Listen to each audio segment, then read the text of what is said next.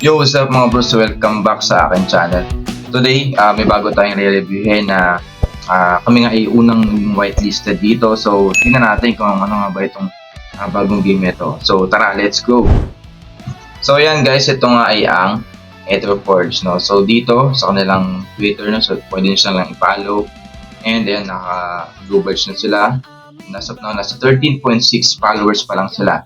So, kung gusto nyo itong laruin, no, hintayin nyo yung kanilang next update para sa ibang pwedeng pumasok. So, kasi ngayon nasa whitelist kami and pwede namin ma-access yung game ng free. So, yun. And also, nasa Solana network sila. No? So, ang kailangan nyo lang i-connect dito is yung inyong Phantom wallet. No? Solana lang. Yung kailangan nyo i-connect. So, tara, dive in na nga tayo sa kanilang mismong game. Ayan, so, dito makikita nyo, no, meron tayo ditong dalawang nagmimina, no. So dito na-purchase natin itong Valor Forge. So dito makakakuha tayo ng 10 Ether per day, no? So maximum na makukuha natin ng Ether ay 10 bawat araw. So dito hinihintay natin yung itlog na ma-hatch. And as of now, nasa 11 hours na lang yung ating hinihintay. So pwede natin siyang i-skip kaso kailangan natin gumamit ng 5 USDC. So, as always, no, not a financial advice. Huwag nyong i-click tong ayaw nyo or kung hindi nyo pa na-research yung mismong game. So, always do your own research. And, ayan, meron din dito silang guide. So, dito, makikita nyo yung guides. Better halving. So, 3 months halving, the network reward is reduced by 50% from the previous epoch. So, ang ibig sabihin lang nito, no, so yung mga early adapter nitong game ay mas malaki yung makukuha nilang Ether sa pagmamine kasi mas mataas pa yung percent na makukuha nila dahil pagkatapos nga ng 3 months ay pababa na ng pababa yan. So ganun yung sistema po ng halving, no? So bababa siya ng 50% per epoch. So napakalang bagay na tayo ay mauna dito sa game na to. So hindi pa naman siya official release. And ano lang, whitelisted lang kami. So, kaya kami yung una nakapag-try nitong game.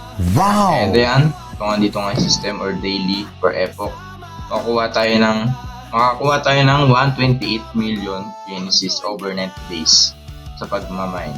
So, referral system naman, yan, for beginners, 5% cashback in USDC. So, makakuha tayo ng cashback na 5% pag sila ay tumalpak. ng USDC. So, example, tumalpak sila ng 20%, makakuha tayo doon ng $20, makakuha tayo doon ng 5% USDT or 5% cashback. So, ganun yung sistema ng kanilang referral system. The more na marami kang referrals, and yun, the more cashback you earn. And PvP pool naman, so dito, each match requires a stake of Solana. So, kailangan natin mag-stake dito ng Solana sa bawat match. So, 2 players bet equally, total prize pool equals 2 times stake. The server takes 5% fee. So, meron siyang fee na 5% and the rest naman is 95% mapupunta na sa winner ng match. So, element counter naman nila, yung counter system. Basic element counter cycle is earth, kaya nang talunin ang water, and water kaya nang talunin ang fire, and ang fire ay kaya nang talunin ang leaf, at ang leaf naman kaya nang talunin ang earth. So light rare element win against the 4 natural elements but losses to dark.